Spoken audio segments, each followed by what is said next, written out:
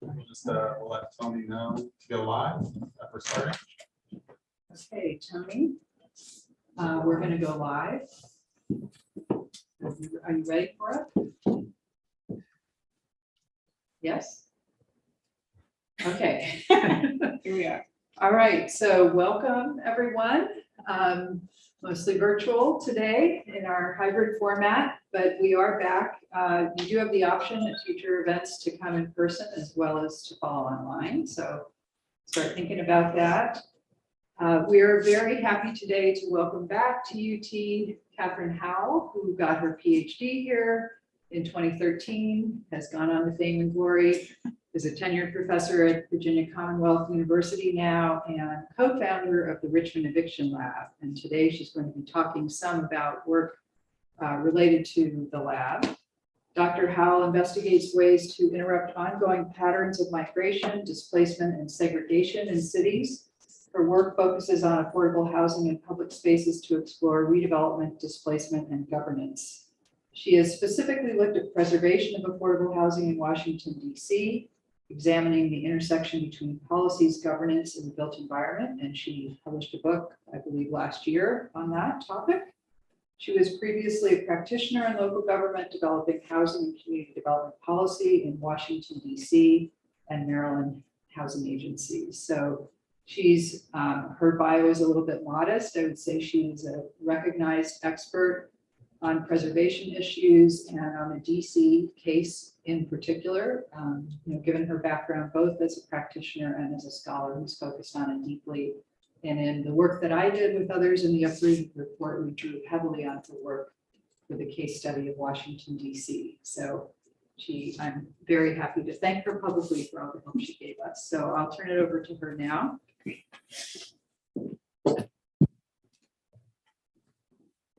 Oh. Let me just go ahead and share the screen.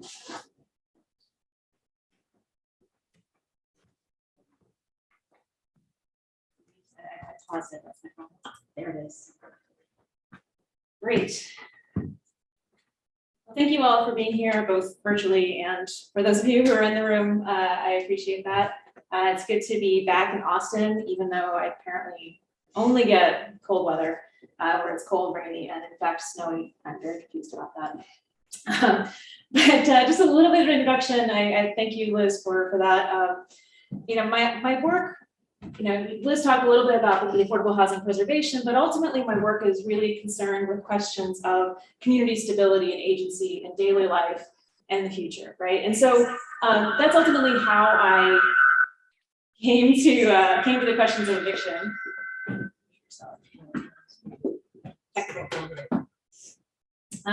And great, no, sorry.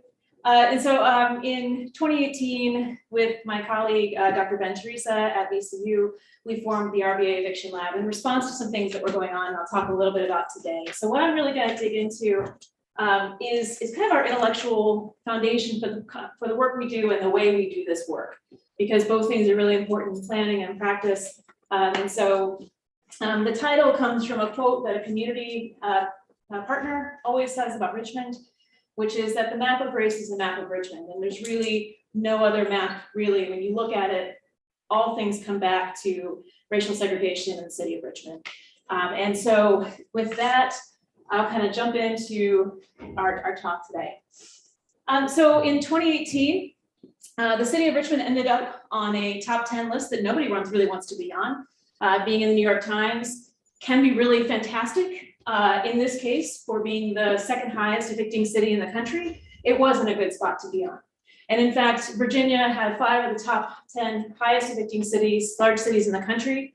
And so clearly there was something going on in Virginia. And so there's been sort of a lot of work around that. But the problem was that none of our legal advocates, none of those working in direct service were at all surprised. This was something that they had been calling out for years. It definitely shocked a lot of people in Virginia, but not those who had been involved in it for a long time. But it definitely meant that once the pandemic hit, we were in an interesting place. We had 3 years of knowing about this and starting to develop policy around eviction. And so when the pandemic hit, we were in a slightly different place. It was actually sort of interesting, and I'll talk more about that as I go through. But this is sort of the backdrop for the work that we started doing.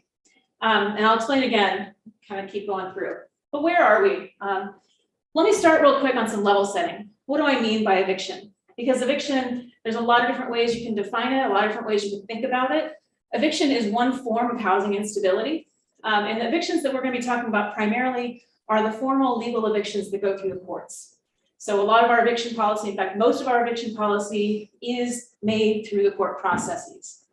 That said, that does leave a lot of other types of eviction and informal evictions, whether that's non-renewal of a lease at the end of your lease, harassment that sort of causes you to leave, poor conditions that may make you leave your home early. But a lot of what we're talking about here is formal evictions, and it's kind of an important piece of this. So where are we, right? This is the Richmond region. You see the black outline kind of comes around. That is the city of Richmond, and then just south is Chesterfield County, kind of is an arc to the south, and Henrico County is an arc to the north. And so you can see spatially eviction, it's not uniform across the region. And when you zoom in closer, this is the city of Richmond. You can see the James River flows through the middle of town, kind of like we have here in Austin. It also has a spatial pattern. So here, the darker colors represent higher population or higher white population, and the larger size dots represent larger eviction rates. So you can see that there are some neighborhoods with very low white populations that have eviction rates double or more of the citywide eviction rate, which is 11%. There's a spatial component to this that we really started to look at. And I think what's important to really talk about here in Richmond, and we'll dig into this is kind of the point of what I'm talking about, is that obviously the west end of Richmond is largely white, wealthy, higher cost, and single family detached homes. I don't know if that sounds familiar to y'all. And then the east, north, and south is largely non-white, mostly majority Black, though in the south part of Richmond, we have a growing Latinx population. So there is a pattern here. And when we actually did this as we analyzed the data, and we controlled for things like property value, poverty rate, rent burden, all those things you think might contribute to high eviction rates, we found that neighborhood racial composition was the largest driver, or largest predictor of neighborhood eviction rates, more than double any other factor. And so we had to really keep digging into this because this really mattered. And we sort of were thinking about, why does this even happen, right? Is it a bunch of landlords who are sitting around looking at their tenants and saying, you're in, you're out? Well, the fact is that most of these landlords don't have tenants of different races, because that's how segregated our city is. So this is what we brought into the pandemic. And so we started measuring evictions here. You can see this is quarterly evictions in Richmond. That's the line are actual eviction judgments when the court says decides in favor of the landlord or and then the bars are actually the filings. And so you can see, actually, this is kind of interesting to trace here when the pandemic started, right? You can see it, it's really clear. We closed the courts in March of 2020. So you saw a decline at the end for the first quarter of 2020 and a really precipitous drop in the second quarter. Courts reopened in the third quarter, rent relief came in the fourth quarter. And so we've seen sort of the impact of rent relief decreasing the eviction filings and eviction judgments over time. And this is really important, right? Because we knew that evictions were disproportionately impacting our communities of color already. And so important to have rent relief. And that was really, honestly, we had a robust rent relief program in Virginia, still have it. And that was partially because we were called out in 2018 and we had an eviction prevention division in the Department of Housing and Community Development. But this doesn't tell the whole story. So when you look at the Census Household Pulse Survey data from the end of December, you can see that, yeah, on the whole, people are caught up on rent, except for Latinx households. You can see that that's the result of people having access to rent relief. And then, but then you start to look at the next one over, people who have slight or no confidence in their ability to pay rent next month. And that starts to grow, and you see actually 45% of Black households have slight or no confidence in their ability to pay next month's rent. And the eviction likelihood in the next 2 months looks very similar. So we have this sort of system where we're sort of propping or keeping our eviction rates low through rent relief, but that belies sort of a missing piece of what is housing insecurity here. So that's where we were. So the whole point is, how did we get here, right? That's just the important part. So again, we're back in Richmond. This is a map from 1834. To sort of orient you, you have the James River here at the bottom. And then this is the Shackle Bottom neighborhood, which is the oldest neighborhood in Richmond. The whole reason Richmond is where Richmond is because above Richmond are falls and unnavigable waters. So they were like, well, we can't go any further, let's put a city here. So they did. And Shackle Bottom was kind of the base of that city. The important part, right, there's a lot of things that happened in Shackle Bottom. It was kind of the center of industry. It was particularly tobacco, because all you need for tobacco is light. You don't need water power like you do for mills, sort of grain mills or other kinds of mills. And so tobacco was really focused in Shackle Bottom. Why does that matter? Well, because the industrialists of the time, the mill owners, the tobacco owners, decided who they would hire.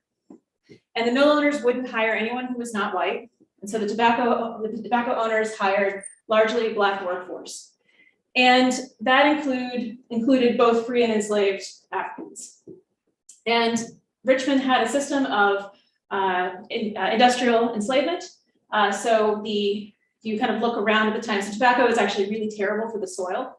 And by the early 1800s, the soil had been fairly depleted. And so you still had a lot of enslaved people living on plantations, and the owners, the sort of property owners, were trying to figure out what to do. And so they brought them in and leased them out. Now, leasing was not a new thing, but what they did do, the tobacco owners didn't want to be responsible and didn't want to house the enslaved people.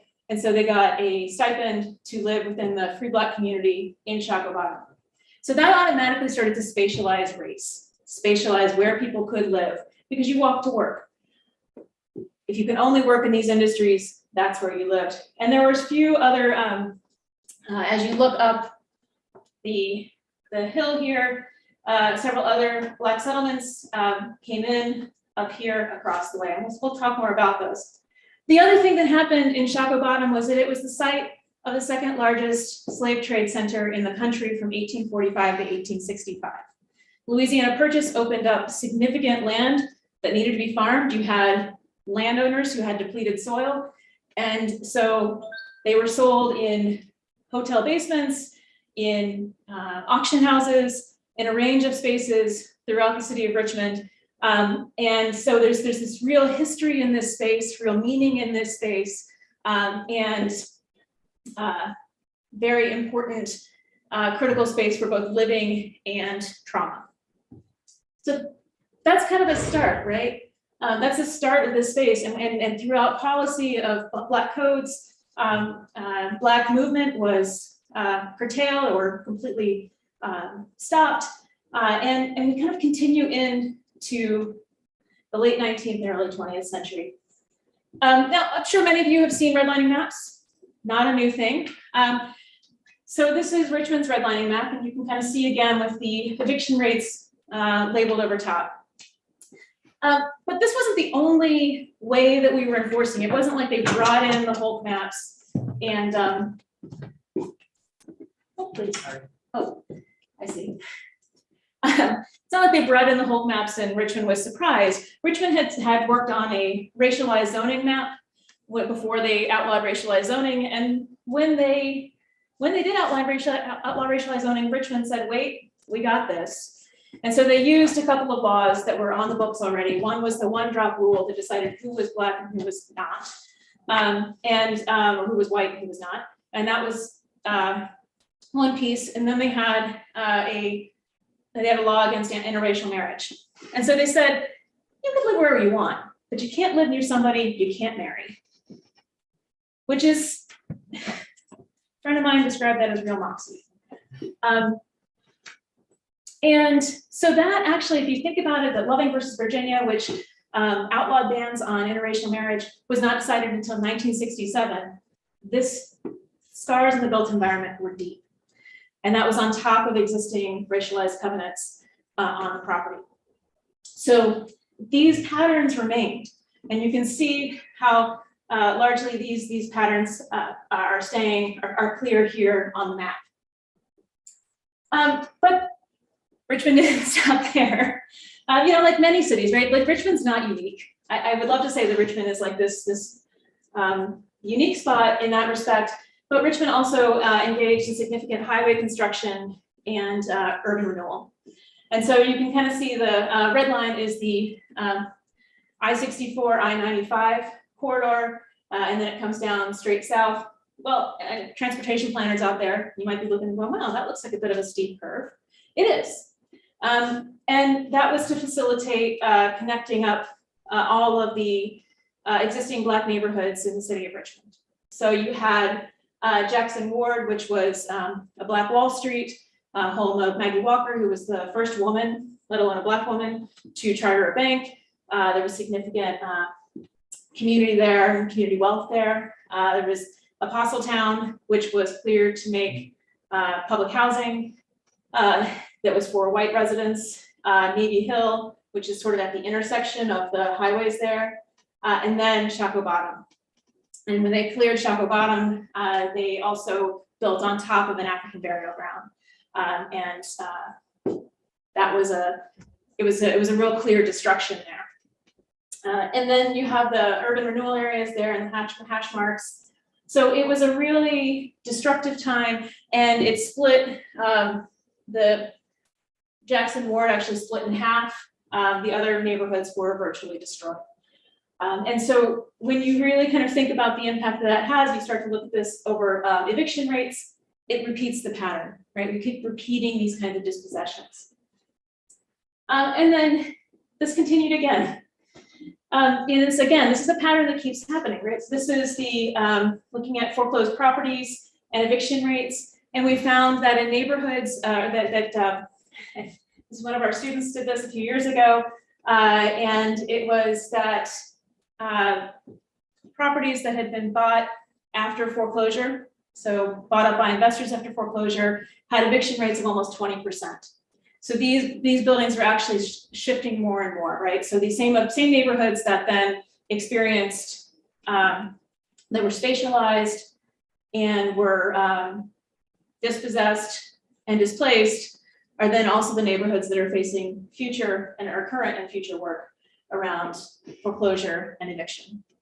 So these patterns just keep repeating. It really created these conditions for speculation that then is also now driving gentrification in our communities.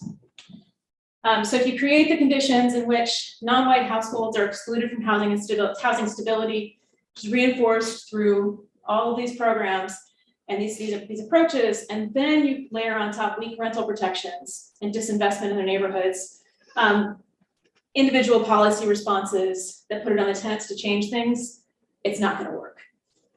So that's kind of the backdrop for all of the work that we're doing, the way that we do the work at the Eviction Lab. So this is to me really important. We really see this history of dispossession has critical implications for both what we do and how we do it. We rely on Wilson et al.'s and Williams' conceptualization of reparative planning that seeks to dismantle practices that reproduce injustice and make visible the invisibility of and value of whiteness in our society. We also rely on Roberts and Kelly's concept of remixing as praxis that centers community power and doesn't think as much about who does what, but actually starts with communities having agency and power over their futures. So we started the lab officially in 2018, shortly after the New York Times article came out. We had been partnering with community organizations around the city, around housing issues. And so we kind of worked through the summer presenting data, analyzing data. It was kind of like this sort of community nerdy barn raising of maps and graphics. And it was fantastic. And Ben and I realized that we needed something more official to house what we were doing. So we created the lab in August, and we call ourselves, we say we're a community responsive data lab housed at the Wilder School of Government and Public Affairs at VCU. We started really working with the partners that we had. We had a lot of legal services partners and affordable housing provider partners. That has been less of a group, but mostly sort of looking at the organizer groups and the legal services folks. We ended up with sort of three goals, three ways that we were approaching this work, and three constituencies that we think about. So we think about policy, advocacy, and development. And that's the kind of stuff we see most on our website. We write sort of research briefs, and we do sort of quick analysis of data. People will ask us for work, and I'll show you some examples in a minute. That comes out of folks who are lobbying the state government, lobbying or working with their local organizations. We also work with service providers who are trying to target resources. And then we work with organizing and mobilization. And that's really, that latter piece is really what the most important work is that we do. I'll put that too. And so these are just the kind of way our partners have kind of fallen out there. And so the responsive research is kind of, again, the most visible part of it that has been able to be used for advocacy. So I mentioned the service providers. And so one of our service providers was interested in understanding the intersection between schools and eviction and being able to intervene in schools where there's significant instability. And so we worked with our eviction data to overlay and connect up which schools had the highest eviction rates, and then what buildings within those communities were most at risk. Now, the building sounds like an easy thing, except in Virginia, you can't get eviction data below the zip code level publicly.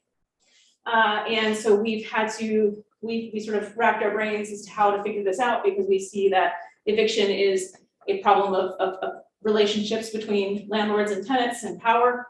And so we want to be able to identify the buildings. So we actually started then, we flipped it around and started to develop our own database at the parcel level. So we started with the city's parcel database and started with large buildings and went from there and built it out. Still has some challenges in terms of being able to identify individual buildings if a landlord owns multiple, but it's helped us to get behind LLCs, because right now, if you go to look at eviction data, every building is a new LLC. So it might be 1101 LLC, you know, the Arbor's LLC, and it's all owned by the same person, but the LLC is limited liability corporation, which is supposed to protect them from legal pain, also protects them from finding out who owns what building, which means the tenants don't even know who owns their building. So we were trying to get behind that, and this was really the first we took this out, took our database out for a spin on this one. So, but that database then allowed us to do something really important, because we also, when we were pulling this data, we looked at the recorder of deeds to find out who financed the building. So when the CARES Act passed in 2020, that said that anything that had been that had been supported by Fannie or Freddie has mortgage forbearance and therefore cannot evict, we were able to run the first in the country list of properties that were covered under the CARES Act in the city of Richmond, which allowed our legal services partners to throw out cases in court. It allowed those who were doing advocacy to say, hey, no, you weren't supposed to be evicted. You've got rights. And so it really shifted, made a material difference for our community partners. And we didn't find this out until much later. It was we were sitting in a meeting, they're like, oh yeah, we use that list for, throwing out all these cases. That's amazing. That's what you want, right? That's what you do. And then we were able to then also later run a list of people of landlords that had tried to evict anyway, which caused a big stir as well. So as the pandemic moved on, we had questions from our community partners about what does it look like what's the relationship between COVID and eviction? And so we started to look at the eviction rate and the COVID cases and where are they concentrated, which of course, unsurprisingly, they were concentrated. COVID cases and eviction rates, particularly pre-pandemic, were overlaid because the same folks who were most impacted by COVID are the same folks who are impacted by eviction, by health disparities, by income disparities. All these things are connected. And finally, after we had sort of multiple questions, we did start creating quarterly reports in response to, we sort of pulled a lot of research questions from our partners together and created these reports, and now we put them out. We just added another, we do statewide, and then we have Central Virginia, Hampton Roads, which is out sort of towards the Atlantic Ocean, Northern Virginia, and now we've added Charlottesville and Albemarle County, which is where the University of Virginia is, some partners that we've been working with there. So, we've been really trying to make sure that there's regular data, which is pretty critical when you're talking about eviction, because people want to know what's up. And then last summer, we had, through our partners with the Virginia Poverty Law Center and the Legal Aid Justice Center, they were trying to understand what the role of representation is in the court in Virginia, and how can that be leveraged. And so we started analyzing both the court records to see how many people had representation and what was the outcome of that representation, and then doing courtroom observation in partnership with our colleague William and Mary to see what actually happens in the courtroom. Are they checking the legal documents? Are the tenants there? Do they get to speak? Do they have a lawyer? Do they have somebody else that they're helping out? And so this was really illuminating for us and very interesting, because we find that while in 2020, 10% of tenants had legal representation, and that means 90% did not. That's up from less than 1% of tenants who had representation in the previous period for that. So there's a big change, and that was really the result of philanthropic support for attorneys, state support for attorneys to really increase that number in the Richmond region. But that was just in the Richmond region. We know that across the state that's still unequal. And we're continuing this work through this year as we learn more about the ways that these processes work in the courthouse. But one of the things that we're really excited about, because as we've been collecting the data, our goal for this database that we talked about was really to be able to get it in the hands of the organizers in our community who are trying to work with tenants and say, hey, you're in this building, they're in this building, you're experiencing the same things. But if you don't know who owns your building, it's really hard to do that. If you don't have documentation of what's going on, it's really hard to do that. And so we've been really, over the past 3-4 years, we've been really trying to figure out ways to get this more in the hands of our community. And so we developed a partnership with the Equity Center at the University of Virginia, and are developing a housing justice atlas currently. So this is kind of our map of participants. We have our advisory board is made up of policy advocates, service providers, organizers, and data intermediaries, of which we and the Equity Center are two. They're in both Richmond and in Albemarle County, Charlottesville area. So we sort of are piloting it in these two areas. And we really started out asking them what they need their data for. What do they need to know? And some of this was not a surprise because they've been talking to us for a while, but it was really important. We really sort of wanted to start there. And the first piece was just knowing what the rates are. And so we're working now to get statewide zip code level eviction data out and available, which is again the lowest geography that you can get for eviction data in Virginia without going to the courthouse and pulling files. So we're starting with that. Next step will be actually replicating our landlord level database, our property level database for other jurisdictions, which is much more labor intensive because apparently the code to try to do this automatically, broke the computers over at UVA. And so we're figuring out other ways to do that, but I think that we've got obviously ideas, and we're trying to get those moving forward, because this is really important to be able to tie in your building with eviction data, with other sorts of local data about what sort of zoning, what sort of neighborhoods. So what are the demographics of the neighborhood? What are the other things going on in that community? Which has allowed us actually to help out community partners who are looking for low evicting landlords in neighborhoods with access to transit. So we mapped those. And it kind of allows us to generate that kind of information. And so we're continuing on with that work. Our last two steps are really going to be creating two-way data. One part of the two-way data is to be able to have information about what are the conditions at the building. So, it's not going to show up on your code violations for months, years. But if a tenant says, hey, we haven't had heat in 3 days, and you can automatically add this to the database, that alerts others to, hey, well, maybe we need to get an attorney out there. Maybe we need to get some organizers out there to help out. Similarly, being able to share back and forth, because this values data at the community level, because you're right there. Right? I can create all the databases I want, but that's not relevant to being in the middle of it at the time. And then the final piece will be actually, and I think we'll do this in tandem, is collecting oral histories about your experience in housing in Richmond. So we're sort of thinking about how do we shift power?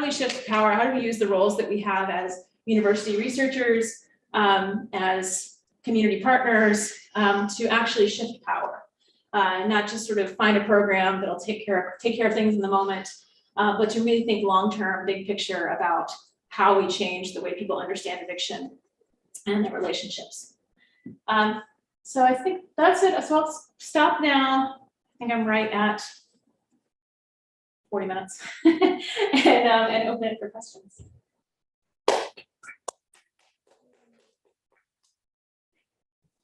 Okay, so I'll turn it first to our in-person audience to see. Would you like to ask a question? I'm moving right now. Okay, all right. And that's spotless. Yes, sorry about that. I will start us off then. So you ended on, the goal really is to shift power, to change understanding of eviction and kind of the context for understanding eviction, and then power. So I wonder if you could talk at all about how you see this having impact since, the New York Times article came out, since Richmond was highlighted as one of the highest eviction places. You all have now created all this information. I know you've been able to identify some of the highest evicting landlords and put that information out publicly. What was the reaction, or how do you see the response to that? I'll start in a micro way and move up a little bit, because I think this is actually a great question. So we've tried really hard. To be honest, we've been trying to get information in the hands of people who are going to use it to move movement forward, right? We're not as interested in sort of nailing individuals to the wall. Though when we did the CARES Act, we ran the information about CARES Act funding and people who are still evicting, or CARES Act laws and people who are still evicting, we definitely got some calls, particularly from a very notorious landlord's promotion, sort of a PR person who was interested in finding out, oh, but telling us he's a really nice guy. And we're like, well, that's great, but talk to the courts. We just get our data from them. So we definitely have gotten some blowback there, certainly. But I would say what's interesting and a little hope building, when we started talking about what I presented here today about the relationship between race and eviction. Ben created a research brief in really 2018, and it was kind of one of our early things. And the emails he got, the comments he got were intense. We started talking about this in public forums. So for the first time, I presented this in a public forum, this kind of some of the basic things, not everything that I had here today. You know, people were like, why are we even talking about this? Why are we talking about this? Is just, you know, this is just making a mess essentially. And over the years, the conversation has changed. And I think part of that is obviously, you know, we, in the follow-up after the murder of George Floyd, Breonna Taylor, Richmond really had a major racial reckoning, partially because, the city of Richmond, you know, a lot of the protests were focused on downtown and on Monument Avenue. And Monument Avenue is actually about 4 blocks from the VCU campus, and in a very, very fancy part of town, for a reason, right? The monuments were meant to sort of draw development to, you know, ignite the lost cause or strengthen the lost cause narrative. And it was built around racial covenants and development. And so it was in our neighborhoods. And so the neighborhood directly adjacent to that is a place where students tend to live. It's a fan neighborhood. And so our students, our community members were directly in it, really, really in it. And so I think that the combination of that and just talking about it over and over again and reminding people, look, this is what happened. It's changed the way people have responded to when we present this. It's we don't get those comments like, why are you even talking about this anymore? This is just distracting, or a can of worms. So I would say that's kind of changing, which is good, but it's definitely still an ongoing struggle. And I think, you know, we had somebody tell us that people are having eviction fatigue at the General Assembly. They don't want to hear about it anymore. And I'm like, I'm sorry. But it's still a problem. And we still have families facing significant instability. And so I think that we just kind of keep putting the data out there. And for us, you know, we're going to keep making our reports and keep kind of pushing that piece out there because people keep using it. But the important part to us is ultimately getting data at the community level and sharing back and forth so we can build something bigger. No. Okay, so I'll keep going. Okay. So another area that you talked about is the courts. And even though, you know, you said that 10% representation rate doesn't sound like much, the increase is pretty dramatic. It's huge. And you did mention also that there's court observation that's been happening. And so I wonder if you could talk about how has that representation rate increased? Has there been, you know, we've had a similar court watch effort here through Eviction Solidarity Network, and Texas Housers and other groups have been working on that.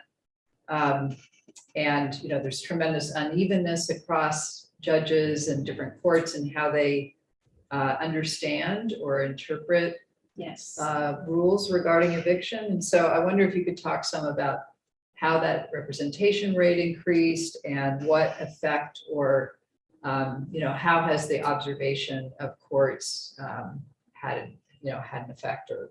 Sure. Yeah, I think that's a great question because you know, when you look at the data from 2015 to 2019, you realize that less than 1% of the Richmond region tenants had representation in court.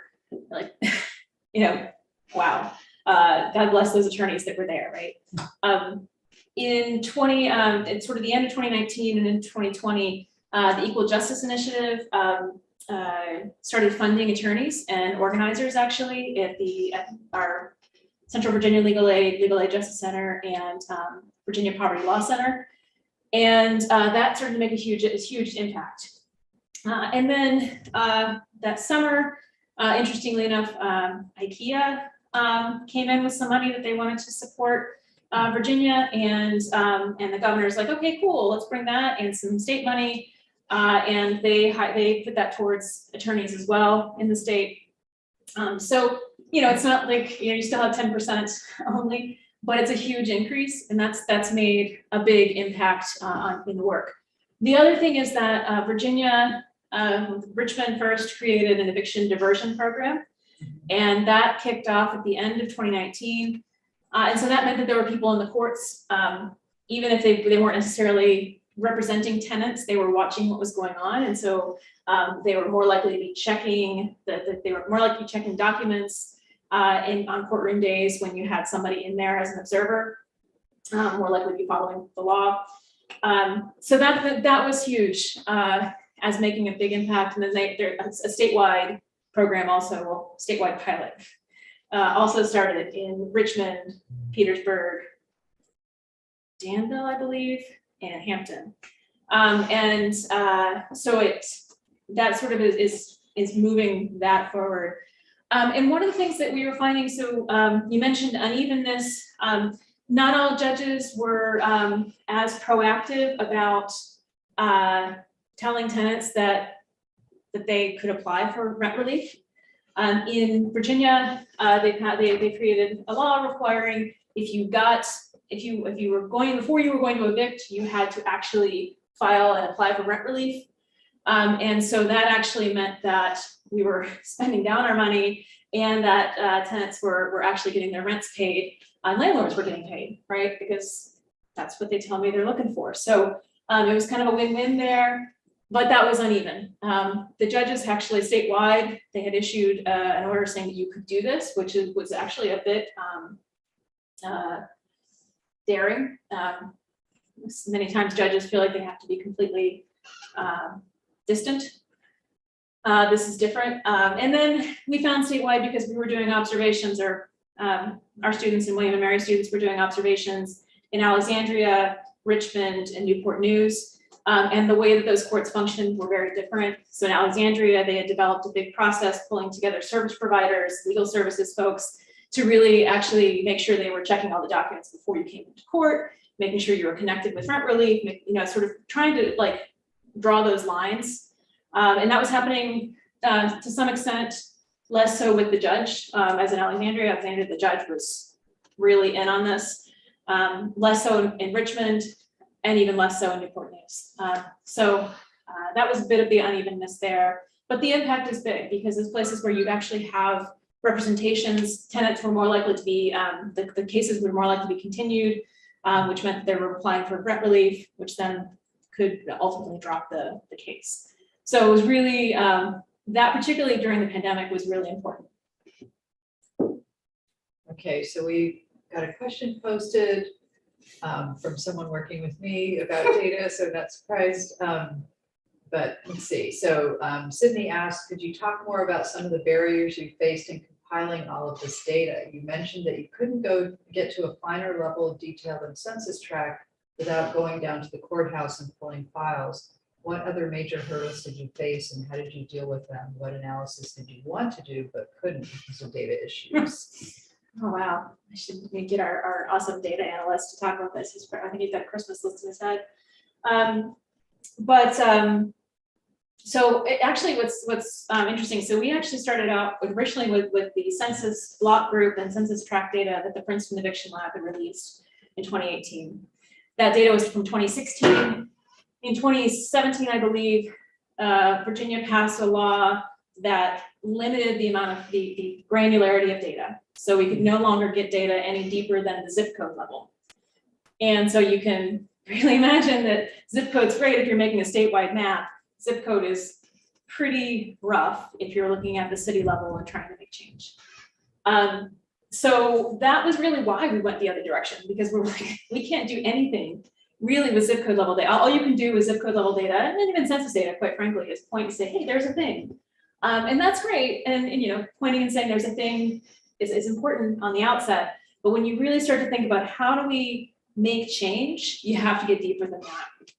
And we had to remember that from our perspective, we don't see eviction as kind of an individual level. So I mean, it's impacting an individual family, but it's not the result of a family just not paying rent. It's bigger than that, and it's about power because we have landlords who operate business models in this way, and we have sort of larger structural issues going on. And so for us, getting down to the building, the landlord level, actually began to answer a lot of our questions. I think the current hurdle is the LLC problem. LLCs, I would say, are maybe one of the most frustrating pieces, and that's really where our code started to break down, and we were trying to automate the database creation of landlord database, because you start to look at, okay, well, we want to look at variations in names and put those together. Somebody will have, just a word off or a spacing off, and that's a different LLC or a different thing. Meanwhile, our data analyst, he actually matches addresses and pulls these things together sort of on his own. It's pretty detailed, especially when you start to get into single family properties. So I would say that the LLC piece is probably still the biggest hurdle for us. I mean, I would say that the macro hurdle is the state not releasing data at any more granular level than this. And it's in good ways too, right? But the fact is that the landlords can always find out who you are, find out all about you. So if you want to go and rent a house, it's not like they can't be like, oh, well, we can't give you that information. No, you can go and find out this person, and did they get evicted? Were they brought into eviction court? We have no idea who the landlords are on the other side. So I would say that's kind of the macro challenge. And then these sort of micro pieces kind of fall in. Analysis we wanted to do because of data issues. I don't know, we have so much data right now that we don't even actually have time to analyze it all, if I'm totally honest, because there's just always something that's going through. So, I mean, I think one of the things we're looking for, is obviously looking at these. One of the pieces that people talk a lot about is the relationship between eviction and voting patterns, because if you're being evicted, you have to then go re-register to vote and change your address and do all of those things. And it's really hard to do that when you're just keeping your house together, right? So I think that's an interesting line that thinks about, thinking about that community power piece for us is a big piece of the voting is a big indicator of that. But mostly our questions have actually tended towards the qualitative anyway. So I don't know, that doesn't really answer the question, but there's so much data, and we're basically, I would say that we haven't run into anything that our community partners have asked us for that we can't answer from our data. We basically try to solve, we basically take the questions that they ask us and try to figure out ways to solve the data problem. So another question. Oh, okay. I have a question. So earlier in your talk, you mentioned going out and getting oral histories of the eviction accounts. Can you maybe talk more about the decision to pursue that angle and how you envision that kind of complementing the numbers focused data you already have? Yeah, I mean, so this is something that I think is really important, and I'm more of a qualitative person anyway, so I think that there's so much more nuance to than what you see in the numbers. You can read the numbers 6,000 ways, and I think that the real experiential data, that ultimately gets you a sense, right? Like you can look at the numbers and say, well, they were evicted for non-payment. Well, were they non-paying because there was a hole in the floor and a rat infestation? Well, that's legit, right? Were they non-payment because, any number of reasons that we hear from interviews all the time, whether it was because they said, actually I did do some repairs in the house and I was going to take that, I took that off my rent, but that's considered still non-payment. So in Virginia, and I suspect probably Texas as well, even if it's because of housing conditions, unless if you go down to the courthouse and file and saying I'm withholding rent for this reason and pay into the court, then it's considered non-payment regardless of the conditions.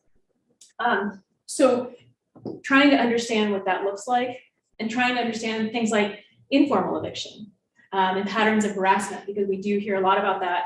We know from our point in time, so if you're not familiar, there's a homelessness point in time count, the points that counts all unhoused people in a given area, and overnight in January. We have 2 counts actually in Virginia, and they've added some questions, some of which are around evictions. We knew that about a quarter of our unhoused population had been evicted in the previous year, and of that, 35% had been evicted through an informal process and not through the courts.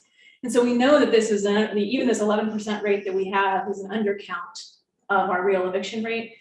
And so understanding how those patterns happen and who's doing them, right? And so that we can start to kind of build these, whether it's cases, whether it's organizing, right? That kind of data actually pulls together really important pieces. So for us, We are still working on, we just applied for a grant to kind of start to work on this over the summer and into the next year. But the goal here is to really partner with organizations who are already doing this work, funding them to do it because that's their, they know people, obviously, whatever they need us to do, we're happy to do it. So does that answer the question? Yeah, thank you.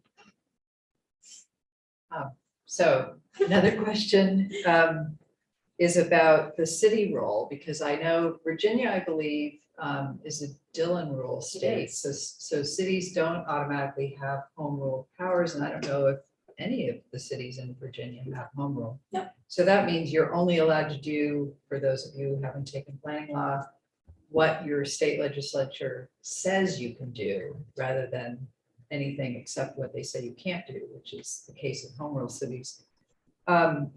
So I'm wondering how you've been able to work on issues of, just cause eviction or tenant rights.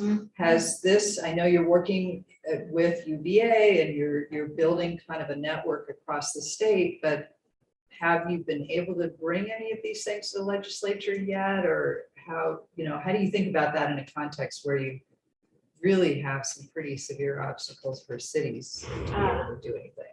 That is a conversation that happens a lot.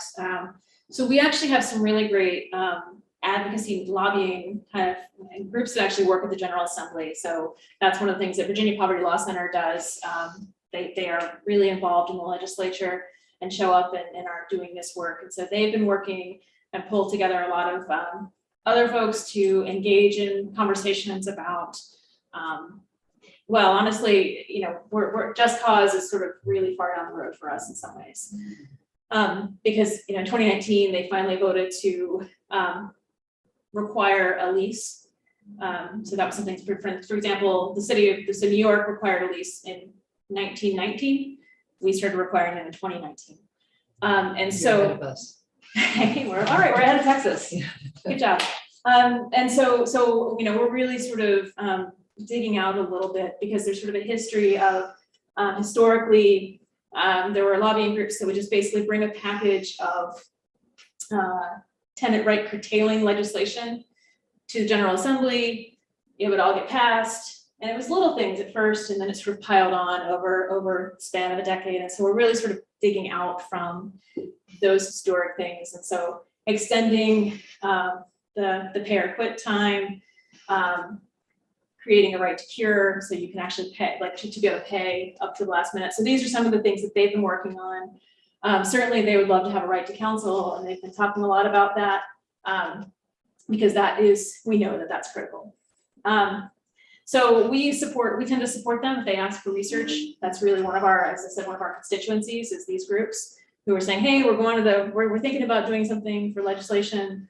Can you get us data on X? Can you see what's going on at the courthouse? And that was part of that was really a request from a group that's working at the General Assembly, wanting to kind of get a sense of where we are with representation. So we aren't working directly with the General Assembly. We aren't advocating. We speak to like elected officials will call us now and again to ask questions about this program or that program, or what are we seeing? What are some of the trends? But mostly we've been kind of keeping them just informed with data. Partially walking a line, right? We're state employees, so we aren't an advocacy organization. We're a responsive data lab, and so we are supporting our organizations who are already deep in the weeds and know this work, and we just are playing that role of kind of here is a report, here's some more information. We see that as pretty critical in what we do. So this is maybe a follow-up question about impact, but I was really struck when you mentioned that the point in time count asks homeless people about eviction. Yeah. Is that a standard question, or was that something that you all? No, we didn't, and we didn't even do that. That was something that Homeward, which is our homeless services agency, added to their point in time count. So they actually have a pretty lengthy, not lengthy, but a fairly decent length of survey. And that's one of the questions that they asked even before 2018. So they were, as I said, people were aware of this well before the data came out from Princeton. So yeah, that's not a standard question, but I think it's a really important one to understand, because the link between homelessness and eviction. People maybe don't think about it, I don't know why, but if you think about, yes, you lost your home, you've got now an eviction on your record, so it's really hard to get a rental place. People describe it as worse than a criminal record. Because, and some work, Eva Rosen and others have done some great work interviewing landlords on how they view eviction. And in fact, an eviction filing is, in some places, can be as bad as an eviction itself. And so, you know, if you're already in a place where you're renting, what we talk about in terms of the segmented housing market, if you're already renting at kind of a, you know, the public housing, for example, and you get evicted from public housing, then where are you going to go? There aren't a lot of places that are going to accept somebody with an eviction on your record, with low income, and with perhaps some other things going on. So, so yeah, like I think that's a really important point in time question. Yeah, I wonder also if that brings up any possibilities for talking about eviction diversion, because as you just said, even if you have a filing, you know, that can really work against you when you go to rent a place. And you mentioned the eviction diversion program that was in place pre-COVID seemed to be capturing people at the point when they're at the courthouse. So there's been a filing, you know, their case is going to be heard, and now you're trying to get them more time or other things. But, you know, is anybody talking more about ways to do outreach and give assistance, like the CARES Act gave assistance, so people don't get to that point, or there's emergency rental assistance that you can access, so you prevent people from getting to that point? Yeah, I think one of the exciting things that we've gotten to get involved in is the Virginia Department of Housing and Community Development. I mentioned that they have an eviction prevention program or division, which is actually fairly well built out. It's kind of impressive. I feel like I talk to somebody new every time we have a meeting. But I mean, like, not because they've changed, but because they've added.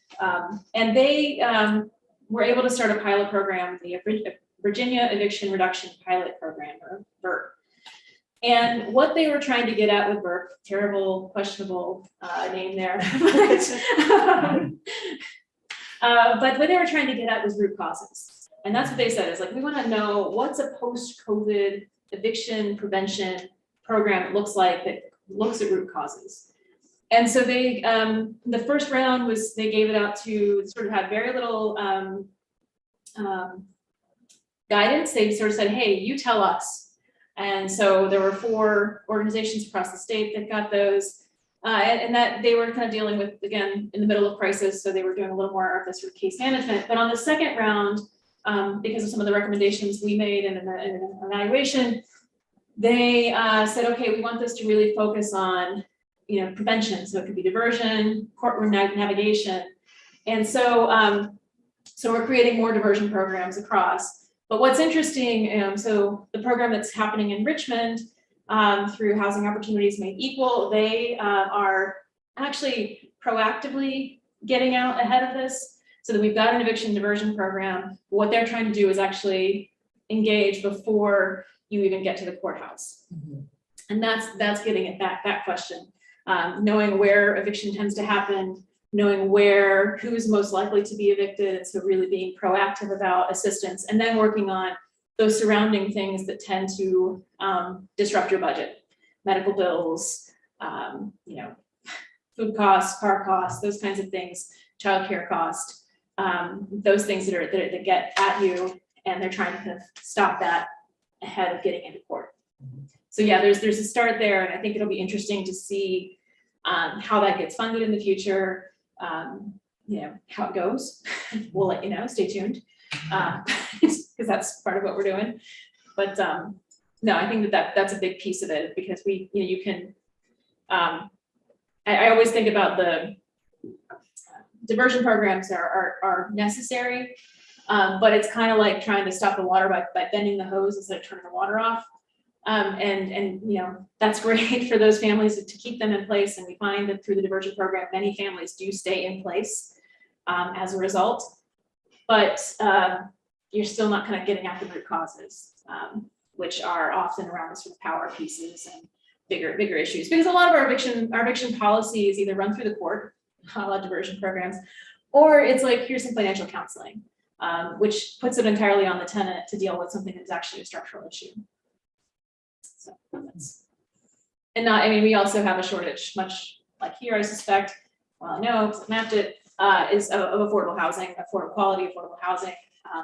Most of our affordable housing is unsubsidized rental. Our tax credit, low-income housing tax credit buildings are typically in neighborhoods where they're at or above market, those rents. Those tax credit rents are often a little too high for what tenants can pay, what low-income tenants can pay.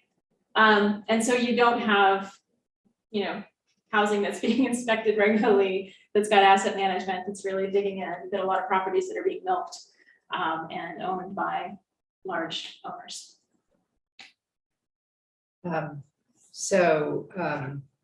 I guess that you mentioned, I think you mentioned the housing authority. I wonder if you could talk some about the response of your housing authority. I mean, housing authorities manage voucher programs.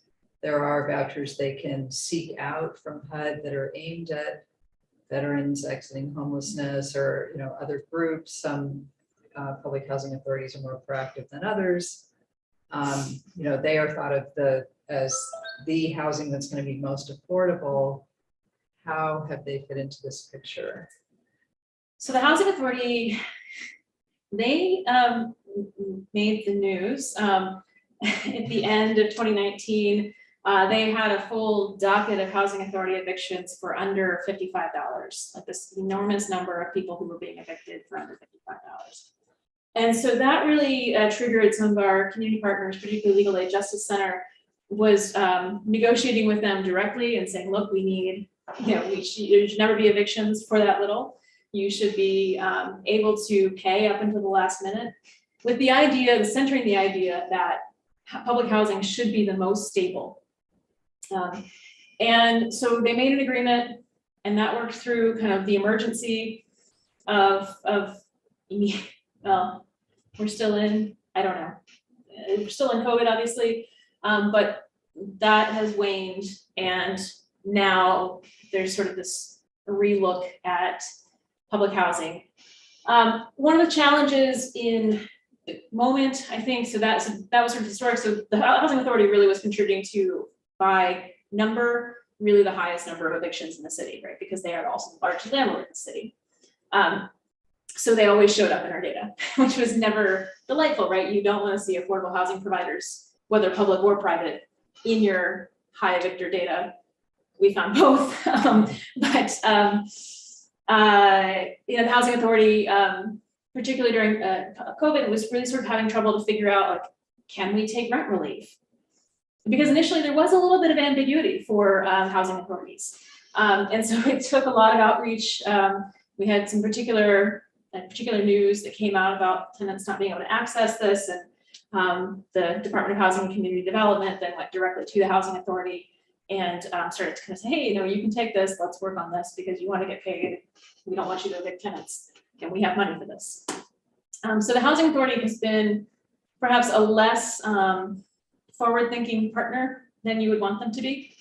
And you know, Richmond Redevelopment Housing Authority has kind of a history of that, which is really kind of too bad. I think, you know, I was really excited in 2019 when they negotiated with our partners to really get this sort of more protective approach, but that really hasn't kind of stuck all the way through. So, too bad. Okay, let's see. Well, I guess maybe one or two more questions. Anybody out there on the Zoom feed, if you can please post final questions. You framed the talk initially really around the history of race and why there's such segregation in Richmond and the overlap of evictions and this pattern of, you know, racial segregation in residential housing. So when you think about root causes and how you can relate this, you know, this work and the work of your partners to these racialized patterns, how do you think about that? Like, how, you know, is it about changing the conversation? You know, you mentioned awareness of this issue, or people initially being like, we don't want to hear about this anymore. How do you think about getting to that discussion? You know, that's actually I would say that's something that a lot of people in Richmond have been trying to do really hard. But the number's growing, people who are trying to do that really hard. And so we've gotten a lot more visibility. I think the monuments created an important window when they came down, and while we were sort of in the process of deciding what to do with the monuments, there was a lot more conversation and a lot more people were going, hey, what is this? What is the lost cause? And why is this a problem? And oh wait, what is this redlining thing? And I think that's been huge. And we've had a couple of really great exhibits done by Housing Opportunities Made Equal primarily, but there's a few other organizations in town that have been creating exhibits, and like the library that's been traveling around these kinds of historic issues. So that increasing visibility to me is one of the big parts of changing the conversation, because I think that there's a tendency when there's not a big mess, there's a lot of ability to ignore. And if it's not sort of in your face all the time, it's really easy to ignore and not really reflect on how we got here, where we are. The fact that our nonprofit system is largely segregated. A lot of white-led organizations serving very poor Black communities, not a lot of organizations serving Latinx communities. I interviewed a nonprofit practitioner at one point, and she was just like, "Oh, those white nonprofits don't come down here." And you really have even that. So even that's starting to be re-examined and reevaluated. And so I would say the conversation is changing, but it's still it's changing amongst people that was easy to change, that were easy to change, right? Easy to think about. You sort of had to just go, hey, let me poke you a little bit. And I think the bigger lift is going to be, one, I think the Dillon rule piece is huge, right? Because all of these changes require state level action. And so we can kind of have everybody in Richmond be like, yeah, I'm in, we need to stop doing this. But if you have to convince somebody who, doesn't live in Richmond or doesn't care about what's going on in Richmond and Hampton and parts of Northern Virginia and Danville and other places, you can't, it's really hard to make the change that you need to do in terms of tenant rights. So at the city level, it's exciting to see it's starting to move, but whether that translates into action, I think is the bigger shift. And that's really where we're trying to work with grassroots partners, starting to build those relationships deeper. Because at the end of the day, you got to build power to make change. You got to have somebody who's going to somebodies who are going to council hearings and saying, hey, why aren't you funding affordable housing? Why do we have so little money in our housing trust fund? $1 million, a couple $1 million. That's enough to do some programming. That's not enough to do. That's enough to do 2 units of affordable housing. So we're not really sort of putting the commitment there. And so I think that's part of why we do what we're doing. A few years ago, when I was actually sort of got roped into this, I was analyzing Richmond's sort of housing governance. So all the sort of people that make housing happen in Richmond. And I had done this in DC and was really interested in seeing not just sort of the people who do all the same things. So all the organizers might talk, all the housing providers might talk, all the legal services people might talk. But how do they connect up to power and connect back down to community? And where are the tenants here and how do they connect to these various points of power? And so in DC, we have these sort of funded tenant organizers that are really connecting folks and unfunded tenant organizers, just a lot of that's really building, that's mobilizing people, getting people together, helping people know, hey, your landlord owns this, and let's get this all together. And in Richmond, I created a little map and I was like, the only way the tenants connect up to power is through a service provider or a housing provider. And so that means that housing providers are speaking for tenants in ways, and that's a conflict of interest. It's a fundamental conflict. You're receiving services, so you're not speaking freely, you're not mobilizing there. And so that's a piece that we're sort of trying to work with other partners to kind of build that. It's not us. I can honestly say we're supporting the data work. We're trying to provide what we can. There are other really brilliant organizers out there who are doing wonderful work, and we're just hoping we can support them to kind of build these networks and build these power spaces. But that's kind of how we see the change ultimately happening. Because everyone's like, well, how do we change this in Richmond? Like, we're not out of ideas. We've got a million ideas. Affordable housing people are full of ideas. There are journals devoted to good ideas. What we don't have is power. And so unless we build the power, we're never going to be able to do those ideas because there's a lot of people. So I think it was maybe Michael Oates said this one time. It's like developers have people in City Hall all day long, just walking around, being in City Hall.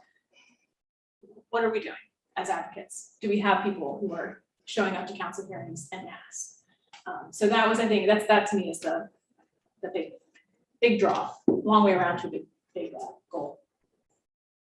Okay, well, so I guess I'd like to ask at the end, if you could tell people how they can learn more about what you're doing, you know, how do they find the website? Yeah, it's I should have probably. I think that it Open was, that up. the name of it was on your slides. It but- was, and of course, Yeah. there we go, research files. It will just pop up the last slides and just get my information.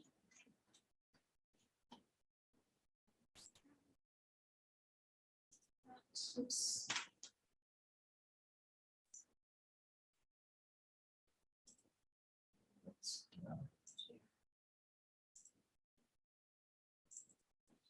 So this is our website. We're also on Twitter, and our email address, so feel free, if you're like, I really want to do some research on eviction in Richmond, or we're trying to build a similar database, let's talk. We will have meetings with anybody who really will, maybe to our calendar's detriment, but it's really important, this sharing of information. You know, it's hard to do, right? The data is sort of difficult for a reason. So I think sharing across is really important and thinking about like, why are we doing this? And how can we do it more collectively? All right, well, thank you very much. This has been really great, and you know, I wish more people were here physically, but there were people following along online and other people who will be able to watch this later. So Yes, and I like talking to y'all. yeah, It's good to like, we should just be on a panel. I know. Yeah. All right, so Should I go ahead and just- yeah, so